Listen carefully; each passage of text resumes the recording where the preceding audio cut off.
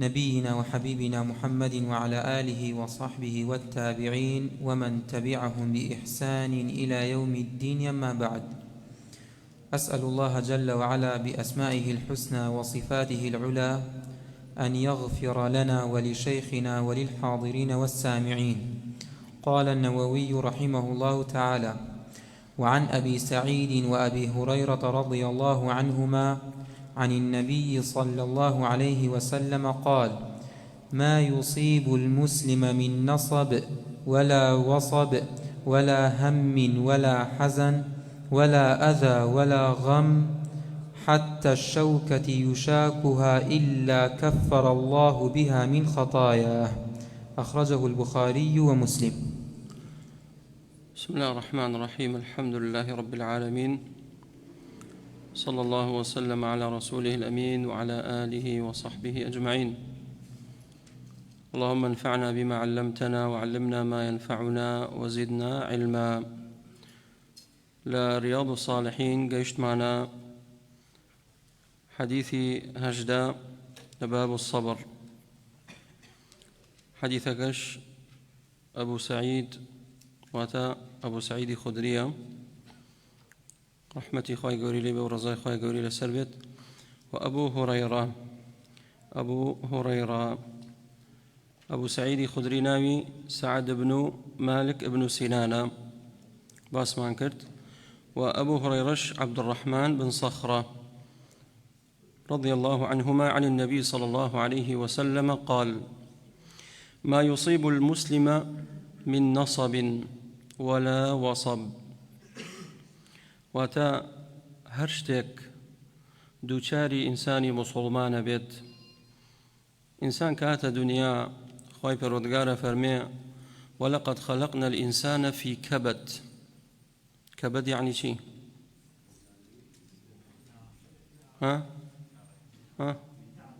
في تعب. بارك الله فيك. كبد واتا كاتك إنسان من دروس كرت لأوليني دروس كردنية تا كوتاي كدنيا بجيدلتو كهتاكو أخير شي لبرزخو كوتاي كشي كبو بهشت ياخذ بو دوزخ. هل تعبوا لنا راحتها يا هل تعبوا لنا راحتها يا بويا روجانا مسلمان أوش براستي رحمو مهرباني خوي تعالى كتوشي مسلمان ديت هر بلايك هر ناراحتيك تعبك مشكليك نخوشيك كيرشيك أمانتك توشبه كإذني خواهي قولي لسربه هموية بيت باعزي شي بيت تكفيري خطايا. وهذا خواهي قولا أيكاته هوكارك خواهي تعالى لتاوانا كانت خوش بيت. فرموي: ما يصيب المسلم من نصب. أم منا لدواي من نصب هاتا نصب كالنكيرية لسياق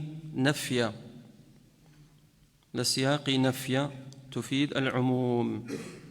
واتا إنساني مسلمان حر نصب شي تشبه. نصب يعني شي؟ نصب واتا تعب يعني بيتاقتي هر بيتاقتيك توجبت نارحتيك. جاء رحمتي خواهي قولش وايا فرموي من نصب يعني تفيد العموم. هر تعبك به هر بيتاقتيك كتوش تبي لدنيا. طبعا لرا تحديدي نكر ما بس بي دواروج آخرته نصبكاني دواروج قيامت يعني لدنيا هردو شي قريتو.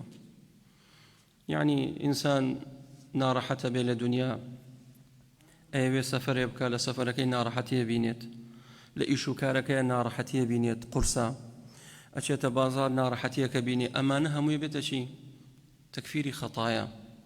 أمانتك توج بيت هموي أبيت تكفيري خطايا خواهي پروردگارش أيكاته كارك بؤوي لتاونا كانت خوش بيت.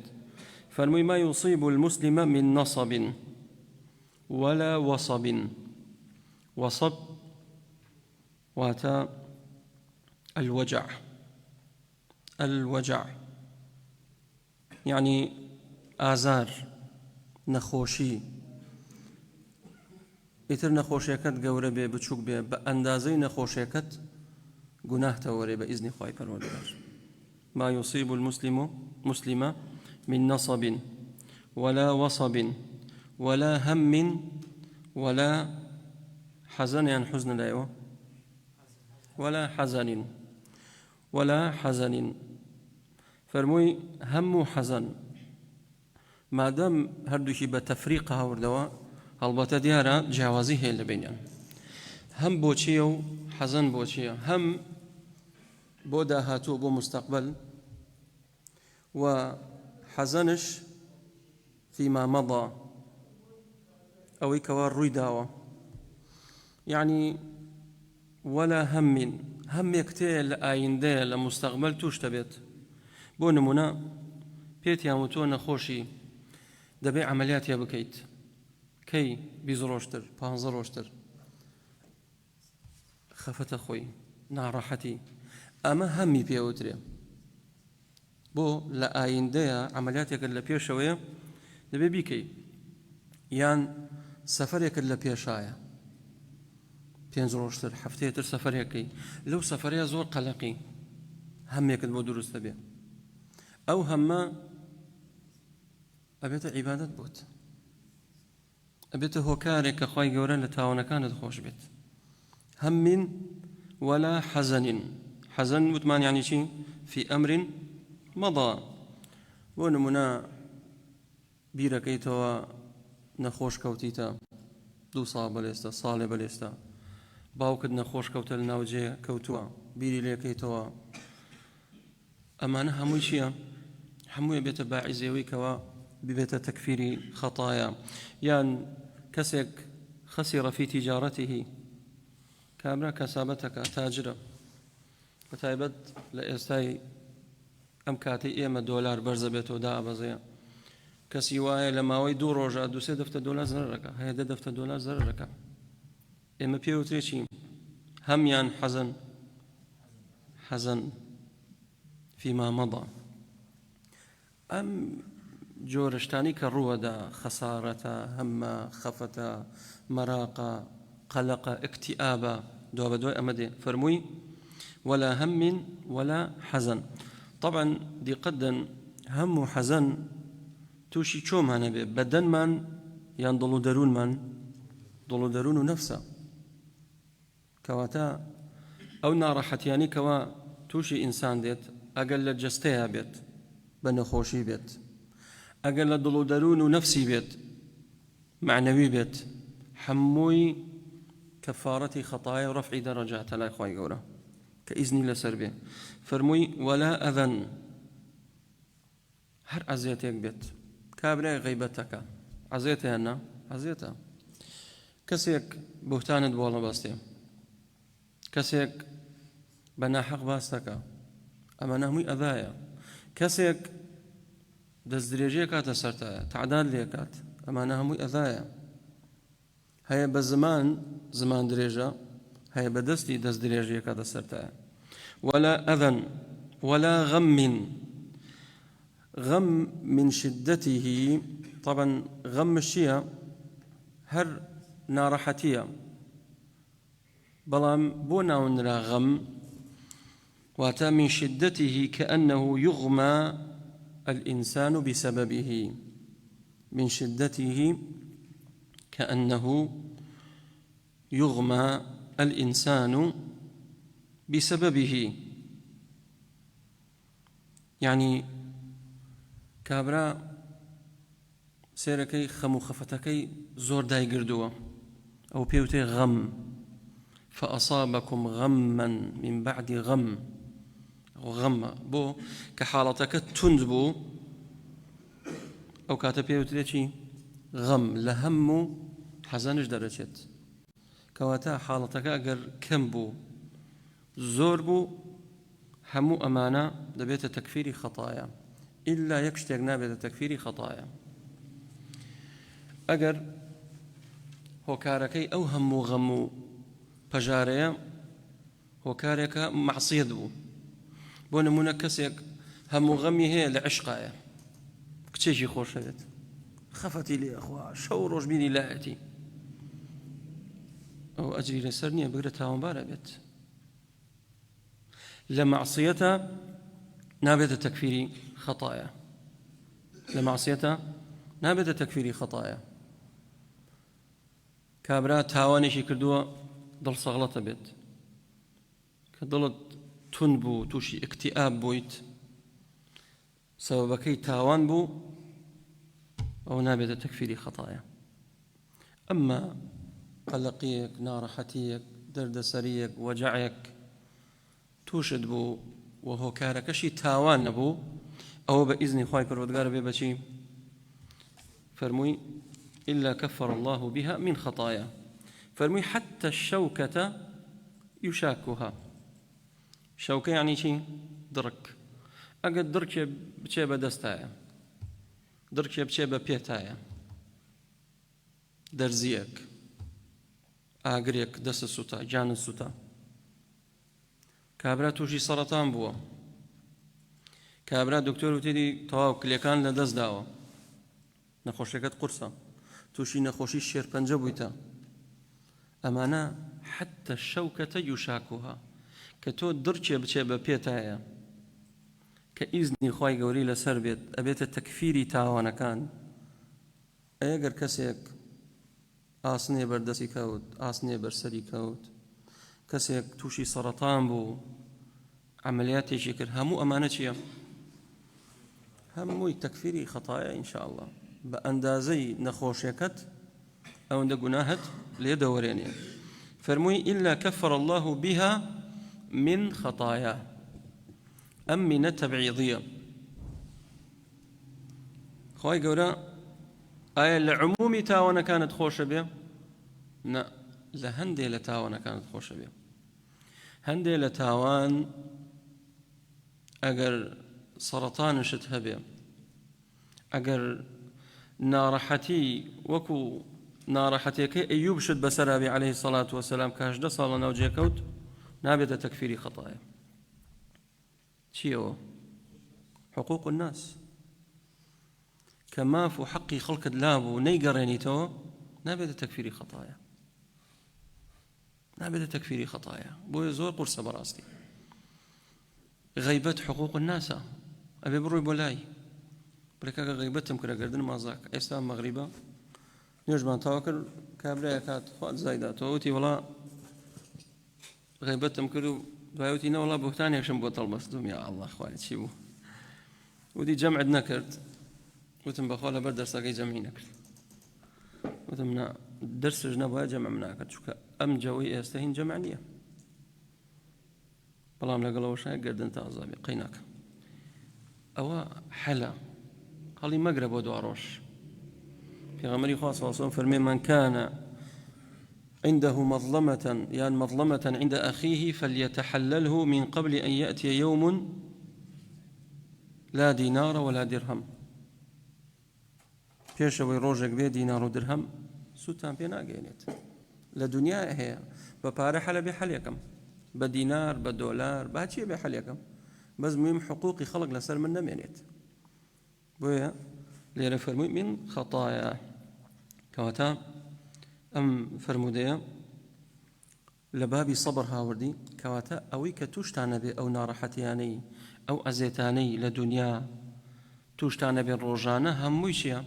سەبر بگرن ئارام بگرن لەسەر خۆ بن تووشی جەزع نەیەن ناشکور نەبن هەمووی دەبێتە تەکفیری خەتایە ئینشاءالله کابرا کێشەیەکی خەمی لێ خوات هەمووی تەکفیری خەتایە ئینشاءالله بەڵێ وعن أبي هريرة رضي الله عنه قال قال رسول الله صلى الله عليه وسلم من يرد الله به خيرا يصيب منه أخرجه البخاري قال رسول الله صلى الله عليه وسلم حديث وزاء حديث أبي هريرة تفرمي من يرد الله به خيرا يصب منه بهرد شهاته يصب بفتح الصاد ويصب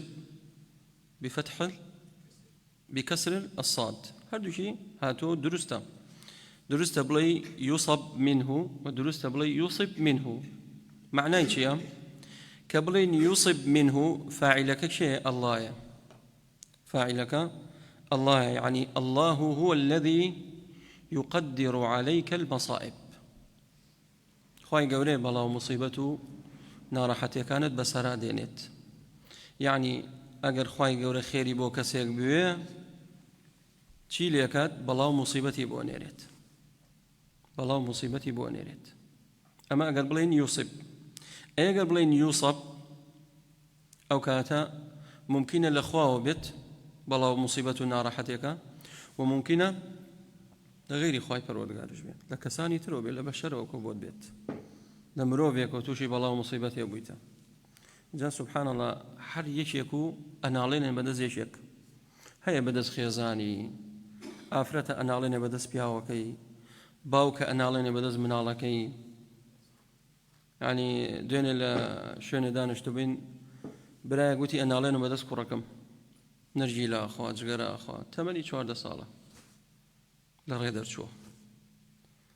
من يريد الله به خيرا يصب منه، توشي بەڵاو ناڕەحەتی ئەکات، واد لێکە خەفەت لە مناڵ بخۆی، خەفەت لە کەسوکارتە خۆی، خەفەت لە باوکتە خۆی، خەفەت لە دایکتە خۆی، لە تیجارەت و کەسابەتەکەت خەفەتت هەیە، زەرەرت کردووە. ئەمان هەمووی دەبێتە باعیزەوەی کە خوای پەروەردگار خێری بۆ تۆ ویستووە. بۆیە فەرمووی من يريد الله به خيرا يصب منه. خوای تعالى إما يصب منه إما في عينه أو في سمعه أو في بدنه. جاروا بەڵاو ناڕەحەتیەکان توش دەبێ لە چاوتایە، چاو لە دەستە دەیت، یان چاو زەعیفە بێ، یان بیستنت لە دەستە دەیت، یان لە بەدەنتایە، یان لە زمانتایە. ئەمەش بەڵایە بەڕاستی. خەڵکێکەیە زمانی پاراوە، خەڵکێکەکە زمانی پاراو نییە، دەبێت سەبر بگریت، ئەمە ناڕەحەتیە بەڕاستی. أو في لسانه أو في أعضائه أو في أولاده أو ماله أو وظيفته. هەندێکەیە تووشی بەڵا بۆ لە وەزیفەکەی، دووچاری هەندێک خەڵک بۆ لە وەزیفەکەی تەواو تووشیان بۆ دەبێت سەبر بگرێ. فەرمووی يصب منه. بەڵێ. وعن خباب بن الأرت رضي الله عنه قال شكونا إلى رسول الله صلى الله عليه وسلم وهو متوسد بردة له في ظل الكعبة، فقلنا ألا تستنصر لنا ألا تدعو لنا؟ فقال قد كان من قبلكم يؤخذ الرجل فيحفر له في الأرض فيجعل فيها، ثم يؤتى بالمنشار فيوضع على رأسه فيجعل نصفين، ويمشط بأمشاط الحديد ما دون لحمه وعظمه، ما يصده ذلك عن دينه. والله ليتمن الله هذا الأمر حتى يسير الراكب من صنعاء إلى حضرموت لا يخاف إلا الله، والذئب على غنمه والذئب على غنمه ولكنكم تستعجلون. أخرجه البخاري. حديث خباب كري أرت، خباب ابن أرت يشك لو صحابها ولا خوشويستاني كالمهاجرين بو وهم قرآني لبربو، وكان حدادا كسيك بو، حداد بو، شمشيري دروست كرت، الرمي دروست كرت، وكان من ضمن سادس ستة، من ضمن سادس ستة. أو شش كسيك لسرتاي هاتني إسلام إيمانيان هنا خباب ششم ينبو، خباب رضي الله عنه ششم ينبو. طبعا خباب زور عزيد درا، همو مسلمان عزيد درا لشاري مكة صحابة كان، بلام أويك زياد نار حتيبيني خباب بو، أتشون برديان سورة كردو لبان آقرو أيان كردبان بشتيان، بس بوي كفر بشيبكا با پیغمبری خواه صلى الله عليه وسلم بكات. يعني حتى روجك يشيك لمشركين خباب باري لابو شو داوي قرزكي كرت دي بارا كم درو عاصي كري وائل قالطي بيكر دي بارا كن نادمو ودي أو باريم أبي بديتو وتی ئەگە بژمرم و زندوو بمەوە ئەو پارەی مەوێتەوە. وتی یعنی تۆ بمریت و زندووش بیت و پارەکەتەوێ؟ تی بەڵێ دەوتی کەی مردی لەو دنیا من پارەم زۆرە و کاتە هەر من براوم گاڵتەی پێ هات. خوای تەعالە ئەم ئاەتی داگە لە سوورەتی مەڕیەم: أفرأيت الذي كفر بآياتنا وقال لأوتين مالا وولدا أطلع الغيب أم اتخذ عند الرحمن عهدا كلا سنكتب ما يقول ونمد له من العذاب مدا. خەڵکانێک وا باسەکەن بەهۆی پارە و ماڵ و منداڵیان لە ڕۆژی قیامەت ئەبەنەوە، کەلا شتیوان نییە. معیار و پێوەڕ لە ڕۆژی قیامەت بۆ ڕزگاربوونت ئیمانە و بۆ خەسارەتمەندیت کوفرە. بۆیە پارە و ماڵ لە ڕۆژی قیامەت نایخوا. يوم لا ينفع مال ولا بنون إلا من أتى الله بقلب سليم. خباب رضای خوای گەورەی لێ بێ هاتە لای پێغەمبەری خوا عليه الصلاة والسلام، بینی لە پاڵ کەعبە پاڵکەوتووە. قال شكونا إلى رسول الله صلى الله عليه وسلم وهو متوسد بردة له في ظل الكعبة. بردة يعني كساء مخطط، كساء مخطط. عبايك يا غمري صلى الله عليه وسلم چەند جۆرە عابایەکی بوو، لێشە لە عاباکانی خەتخەت بووە. ئەو جاللولی کردبوو نابوو ژێر سەری پێغەمبەری خوا صلی الله علیه وسلم پاڵکەوتبوو ڕاکشابوو لە سێبەری کەعبە. خەباب هات بۆ لای شکایەتی خۆی و هاوردە لای پێغەمبەری خوا صلى الله عليه وسلم فقال ألا تستنصر لنا ألا تدعو لنا، يعني ألا تستنصر الله لنا ألا تدعو الله لنا. آية كاتي أو نهاتو دعاء ما بوبكي يا رسول الله صلى الله عليه وسلم. آية كاتي أو نهاتو دعاء ما بوبكي الأخوة كسر بكين بسر دجمنا كان من نابين شون نارحت مانا كان بوشي تعذيب ما ندن ليه ما ندن سكاتي ما بيه كان حتى كي إيما الصبر بقرين. پیغمبر خوا صلى الله عليه وسلم فقال قد كان من قبلكم يؤخذ الرجل فيحفر له في الأرض فيجعل فيها ثم يؤتى بالمنشار فيوضع على رأسه فيجعل نصفين ويمشط بأمشاط الحديد ما دون لحمه وعظمه ما يصده ذلك عن دينه. پیغمبر صلى الله عليه وسلم نوید بەڵێ بەسەر چاوسە دوعای خێرت بۆکەم. ئایا وارد نەبووە سەحابە هات بێتە لای پێغەمبەری خوا صلی الله عليه وسلم داوای لێ کرد بێ دوعام بۆ بکە، یەکسەر دەستی بەرزەوە کردووە؟ وارد بووە؟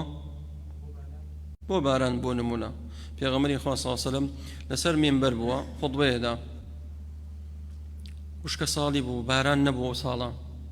پیاوێک هاتە ژوورەوە فەرمووی یا رسول الله هلك المال وجاع العيال وانقطعت السبل. ماڵمان هەمووی مەڕووماڵەتمان وا خەریکە تێک چووە، وشکە ساڵیە، لەوەڕ نییە، بێبارانیە، داوامان بۆ بکە لەخوا بەشکم باران ببارێ. یەکسەر پێغەمبەری خوا صلی الله علیه وسلم دەستی بەرزەوە کرد، خوای گەورە بارانی باراند. بەڵام لێرە داوای نەکرد. بۆ؟ لەبەرەوەی حکمتێکەیە مەرج نییە هەموو جارێک خوای گەورە نوسڕەتی خۆی بنێرێت. خوای گەورە ئینسان تاقیە کاتەوە لە دنیا. ئەڵێ باشە بۆ مسلمان زەلیلە هەتا کەی ئەمریکا و ئەوروپا زاڵ بێ بەسەرمانە. حکمەتی تایە هەمووی. وما كان الله ليذر المؤمنين على ما أنتم عليه حتى يميز الخبيث من الطيب. هو حكمتك ايتي بو باكو بيس باشو خراب ليك جاميتو. ألف لام ميم أحسب الناس أن يتركوا أن يقولوا آمنا وهم لا يفتنون. خلقانك ادعاء إيمانك كاكي مج مسلمانين الحمد لله تاقي كرنوهات بلاهات بزام صبر قريان بزانم دزبرداري دينك يبيت ولقد فتنا الذين من قبلهم فليعلمن الله الذين صدقوا وليعلمن الكاذبين. بۆ دەرکەوێ چێ صادق و چێ کاذبە. حکمەتەکە لێرە ئەوەیە. چێن لەوانی کەەوە ئیدعای ئیمان و ئیسلامەکەن کاتێک بەڵایەک و ناڕەحەتیەکیان تووشە بێ لەلایەنی دوژمنەکانیان بزانن دەستبەرداری دینەکەیانە بن ئەترسێن دوژمنەکەت چاو لێ سوورەوەکە بڵێتەوە وەڵا واز لە جەماعەت دێنم شتوا چۆنە بێ. ئەوە تا سەحابە هاوردیانە بەو شێوەیە تعزیب بەدران کاتە تۆی ئینسان تۆی مسلمان تۆی موحد ممکنە عەزیەت بدرێت تووشی ناڕەحەتی بیت چاو لە کێ بکات چاو لە سەحابە بکە چاو لە پێغەمبەری خوا کە صلی الله عليه وسلم بۆ بەس سەحابە عەزیەت ئەدرا لە شاری مەکە پێغەمبەری خوا عەلەیهی سەڵات وەسەلام لە ناو نوێژا بووە لە پاڵ کەعبە بێباوەڕان و مشرکین هاتوونە ناسکی حشتریان کرێ ببان سەر و ڕیشی پێغەمبەری خوا صلی الله عليه وسلم و یەک سەحابەش ناتوانێت دیفاعی لێ کات چونکە تازە ئیسلام تەشەنەی کردبوو انتیشاری کردبوو. کاتە ئینسان پێویستەکە خۆڕاگر بێ سەبری هەبێت تەحەمولی هەبێ هەڵەشە نەبێت هەڵچوو نەبێت. ئەو تا خەباب دێتە لای ئەلا تەستەنصیروا لەنا ئەلا تەدعوا الله لەنا پێغەمبەری خوا صلی الله علیه وسلم فەرمووی بۆ دڵدانەوەی بۆ تەسلیەی سەحابە فەرمووی ئومەتانی پێش ئێوە ئیمانداران ئەوەی بەسەر ئەوان هات بەسەر ئێوە نەهاتووە ئێوە چیتان لێهاتووە لێدراون دەربەدەر کراون پشتان ئاگری تێبەردراوە ئومەتانی پێش ئێوە موحیدیان هاورد ئینسانی باوەڕداریان هاورد ئەیان خستە ناو چاڵێک مشارەکەیان هاوردە تەوقی سەری ئاها ئەیانوت بگەڕێەوە لە دینەکەت ئەوی ناگەڕێمەوە لە دینەکەم بۆیە لە ڕەنگە سێشێ پرسیار کات لە باشە ئەوە نییە خوای گەورە فەرمێ لە قورئان ئەگەر لە حاڵەتی ئیکراها بوو واتە بە زۆر ویستیان کوفرت پێ بکەن إلا من أكره وقلبه مطمئن بالإيمان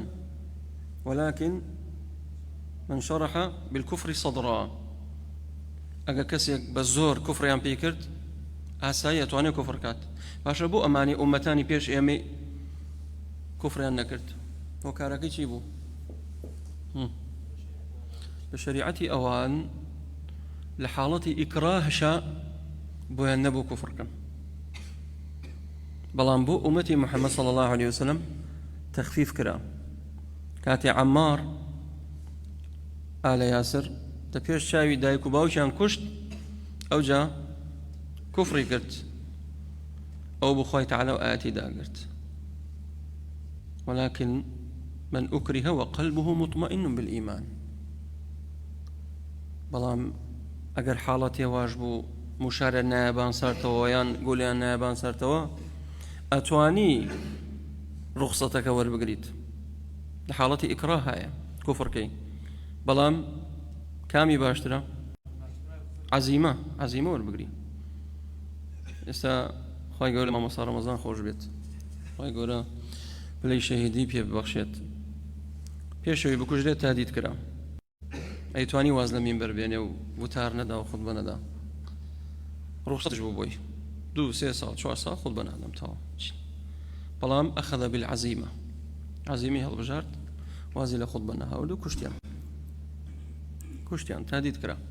بە هەر حاڵ ئینسان ئەوە تا ئومەتانی پێش ئێمە خستیانە ناو چاڵ مشاریان ئاوردەبان سەریە ئەیان کوفرکە بگەڕێ لە دینەکە دەوی ناگەڕێمەوە ئەیان کردە دوولەتەوە چەند ناڕەحەتە یعنی ئەو مەشهەدە ئەو دیمەنە بێنە پێش چاوی خۆت قورسە بەڕاستی یان کابرای موحیدیانە هاورد شانەی ئاسنینیان دروستەکە گەورە سە تو چۆن شانەیەک دێنی پرچت پێشانەکەیت شانەکە چۆنە شاشە وەنیە لەسەر شکلی شانە و جیازێک و ئامێرێکی گەورەیان دروستە کرد گۆشت و ئێسقانی ئەو کەسیان لە یەک جیا کردەوە بە زوونێتی بەس بگەڕێو لە دینەکە دەوی ناگەڕێمەوە لە دینەکەم دەفەرمێ وما يصده ذلك عن دينه بەبێ ئەوەی چرکێ بکا بەبێ ئەوەی ناڕەحەتیەک بەبێ ئەوەی کەوا ناشکوریەک ما يصده ذلك عن دينه پاشگەز نابوو لە دینەکەی. هەندێک لە ئێمەش مسلمانی ئیمان لاواز دێتە مزگەوت ڕۆژێ لە خودبەی جومە مسلمانێک کابتی مامۆسا تۆڕە ببوو و دیتر من نایەمە مزگەوتە من لە حەیزکەریەوە دێ جومعانانتم یاخوا بەخێر بێ بەس بۆ تیوەڵا سیارەکەم شوختی لێ درراوە یوتم برا ئەگەر منم ئێستا پارەکەت بۆ ژمێر ئەگە کوڕەکەشمە هەر لە خزمەتە بەس چی بکەین یاین دەسەڵاتمانێ مناڵە مناڵ گەڕەکە و ڕەنگە سیارێکش خۆی خشانی بێ پێیە وتم وریا بەمە تاقیکردنەوەیە تۆ ناکرێ سیارەم شوختی لێ بوو وەڵا هاتم بەڕێی مزگەوتە پامەڵ کەوت وەڵا نازانمە وتر نایەم بۆ مزگەوتیان وتمەوە غەڵەتە برا وەڵا سیارەت تەفلیشە بێت بگرە ڕەنگە خۆتش تیا بچی نابێ وەز لە جەماعەت و جومع بێنی بەهەرحاڵ ئینسان دەبێ ئاگاداری ئیمانەکەی بێ ما يصده ذلك عن دينه ئەوجا پێغەمبەری خوا صلی الله عليه وسلم چی بڵاوەکاتەوە فرموي والله ليتمن الله هذا الأمر حتى يسير الراكب من صنعاء إلى حضرموت يعني حضرموت هذا شيء درسته لا يخاف إلا الله والذئب على غنمه ولكنكم تستعجلون يا وزور بلتانا والله سوين به ليتمن الله هذا الأمر واتا الإسلام خواهی گەورە ئیسلام دینەکەی خۆی سەرخات بڵاویەکاتەوە ئەمە لە چی حاڵەتێکایە مسلمانان مستەضعفن لە مەککە قوڕەیش دەستباڵایە کەس ناوێرێ بەرامبەریان بکۆکێت پێغەمبەری خوا صلی الله علیه و سلم ئەم موژدە گەورەیە دات فەرمووی والله دینی ئیسلام بڵاوە بێتەوە ئەم دینە بڵاوە بێتەوە تەنانەت دوای لێدێ يسير الراكب من صنعاء إلى حضرموت هندي لزانانا فرمون صنعاء لشوية يمن هندي قالنا صنعاء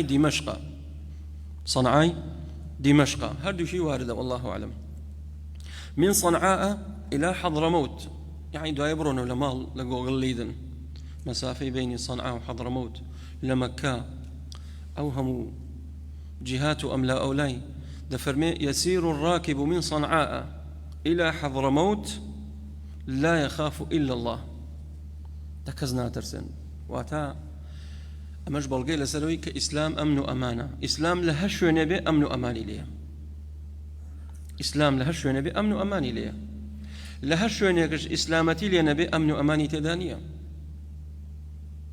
إسا براوتي بكين لقل ولاتي خومانو كولاتي إسلاما لقل ولاتي بباوران وكوبون من ولاتي أمريكا چەندێ کامێرەی مراقبە هەیە بە هەزارەها کامێرەی مراقبەیان لەناو بازار و کۆڵان و دوکانەکاندانەوە بەس بۆ ئەوەی چی مەشاکل کەم بێتەوە نییە دزی نەبێ جەردەی نەبێ قەتل نەبێ لەگەڵ ئەوەشایە لە وڵاتی خۆمان چەندێ کامیرە هەیە بەراورد بە وڵاتانی ئەوروپا هەر زۆر کەمە با بڵین ئێمە یەک ئەوان 100 بەراوتیکە ئێستا مەشاکل کێشە لای ئێمە زۆریان لای ئەوان ئەو دزیوازی کە لەوێ هەیە عیسابە و نازانم چی لە وڵاتی ئێمە هەر نییە بۆ کارەکەی گەڕێتەوە بۆ ئیسلامبوونی خەڵک ئیمانی خەڵک الحەمدوللا موسڵمانە خەڵک ئیماندارە حاڵاتی نادر دزی هەیە حاڵاتی نادر کوشتن هەیە بەڵام لە ئەمریکا لە ئەوروپا ڕۆژانە خەڵکە کوژرەیە ڕۆژانە خەڵک انتحارەکە بەدەیان کەس سژ نەکرێت ئەمری عیدامی بۆ دەرەکرێت مؤبەدە نازانم چییە چەند حاڵەت هەیە هەروە مناڵە و لەگەڵ دایک و خوشکی خۆی زیناکە زۆرە لە وڵاتانی ئەوروپا ئەی لە ناو وڵاتانی موسڵمان حاڵەتی زۆر دەگمەنە ئەگەر هەبێت ئەوەی کە فیتڕی تێکچوو بێت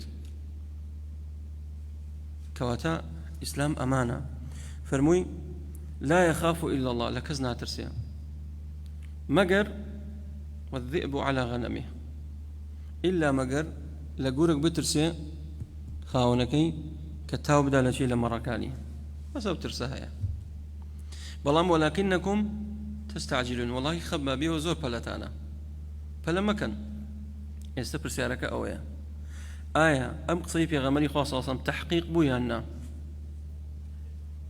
تحقيق بو تاو لدواي چەند ساڵێک حوتەش ساڵێک تاو ئیسلام مسلمانان تاو ئیسلام تەشەنەی کرد انتشاری کرد حضرموت مسلمان بو، صنعاء مسلمان بو، دمشق مسلمان بو، مكة كلوي سراني كفري ليبو قريش همو اوان بون بمسلمان، او مدينة لي دولتي عندها مزران عراق يتر مسلمين ليكوتو تو اسلام انتشاري كرت.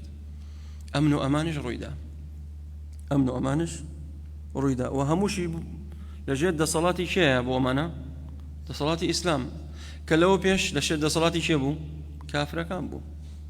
بلام ايوه بلتانا ام قاعده زور مهمه ولكنكم تستعجلون. اويك امر تكفيري كان وتنذر وكان بليانا، يعني صبر يعني لقلو خلقا كاك خلق جاهل بره. نصيحة آمش قاري خلق كان، خطبة جوان بو خلق بدان بوشن بولايان سردانيان كان تو بو أكويت أنا أو خلقه ولا تو كافري ولا تو ملعوني تو فاسقي، لما استفادناك أو تا بيغمري خاصة أبو جهل بيني بيله هي كافر هي ملعون، لا وتعاملي لقلناك كافر جبو. بلام نصيحتك آمش قاري كات إما بكافر لين كافر، بلام مصلحة لو دانية تو ديدنيتو شو روش لسر شي خصب كيت والله ام خلقه همي كافر بو كاكا بو كافره شلون كافره وخلقه مسلمانه بلان بلي جاهله بلي نفامه بلي نزانه بلي ظالمه، اما تو اطلاقي كلمه كفر وسر امي اسلامي وخطر براستي انسان دبي بلنكا بويا من فعل شيئا قبل اوانه عوقب بحرمانه. هر کسی پله بکا پیشوی او شتی بو بيت او محروم بيلي. يعني سبون من قاعده شيء فقهيه طبعا.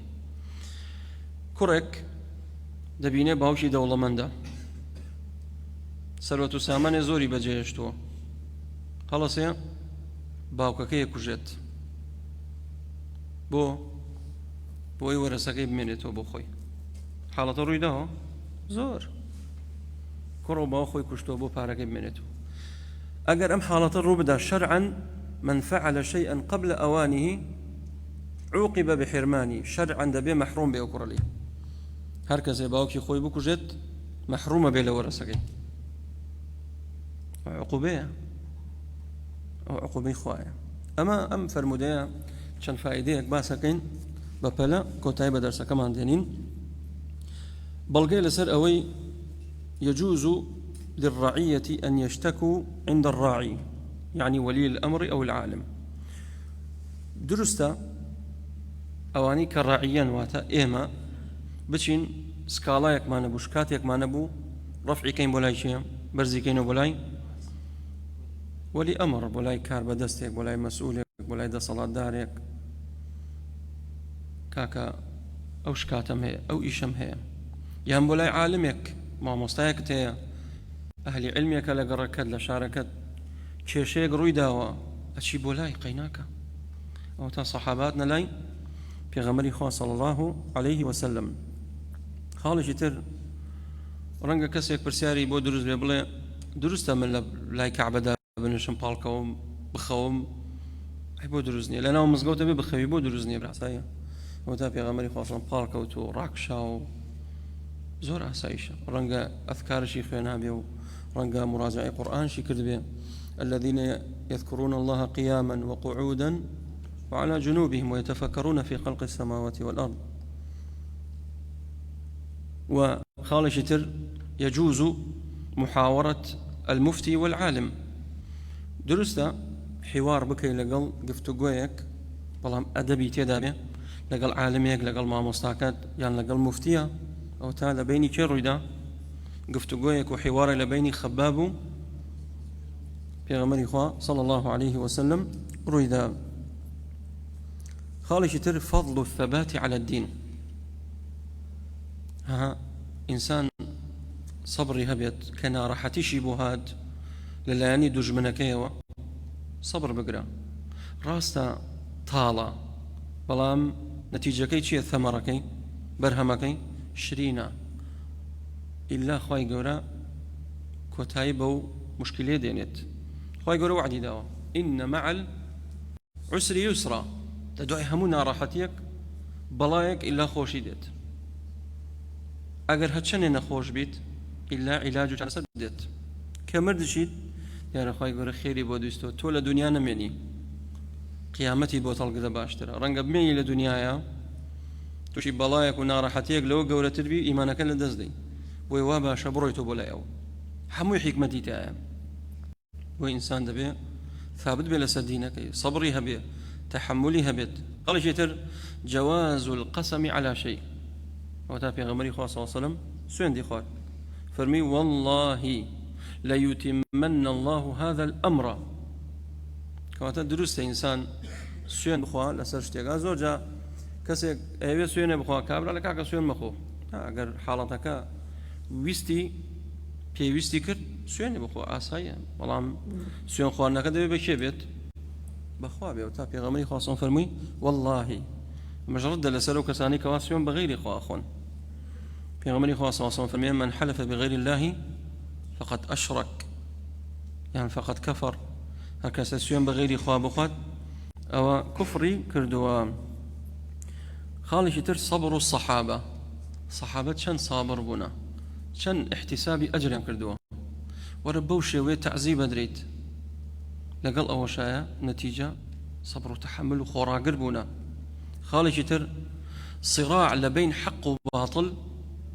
هربو هر أمينة إلى يوم القيامة هر أمينت يعني صراعك كونا يعني استاء أو صراع لبين إسلام وغير إسلام هي لبين ملحد وبيدين كانوا قاوروا جولك هي طازة لدايق بوهم صراعنا كونا أم صراعها منها وكذلك جعلنا لكل نبي عدوا من المجرمين بو همو بيغمرك دوجمنك ما لبرامبر دانا لمجرم كان إلا لبرامبر دعوكت خلقان كان برامبر دعوكي توزداون اي اگر اوج نبي تو دعوت بي ناكري براسي رنگ سار دو بيت زوجا بيني دوجمنك دجايتي تكات او دجايتي او بيت خير وبركات بوتو تو زياتر شي بيت قرمو قربيت تو زياتر قرمو قربيت خالشتر مستقبل بو شيء بو إسلام بو مسلمان أنا ولقد كتبنا في الزبور من بعد الذكر أن الأرض يرثها عبادي الصالحون أما قاعدة في كلية زوي لآين دي لمستقبل بو عبادي الصالحون بو عبد صالح كان بو موحد كان بل استاء بنيت سر زوي كفر داجيري كردوا بلا مكاتية ڕۆژێک دی ئەوانش کۆتاییان پێدێت بەڵگە لەسەر چی 400-500 ساڵ بەل ئێستا عوسمانیەکان هەبوون 600 ساڵ حکمیان کرد یعنی دەوڵەتێکی ئیسلامی مەزن نیوەی سەر زەویان لەژێر دەسەڵاتی عوسمانیەکان بوو دوای ئەو دەسەڵاتەش کۆتایی هات بۆ خەلەل هەبوو يواش يواش خلل كوتنا وبيرو باور وعقيدة وتاوان بوه كاروي كأو دولة تجنبنت أخير خال ذم الاستعجال إنسان بلنكات دائما لسر خوبت اشتيقت بيني حالتك بدل الدنيا يكسب برياي لسر مدى لسر خوبا الله شمبا مستعجل مبا خورا قربا بۆ ئەوەی ئینشاءڵڵا پاداشتێ گەورەشت گەورە بەدەست بێنی تا ئێرە بەس بێ صلى الله وسلم على نبينا محمد وبارك الله فيكم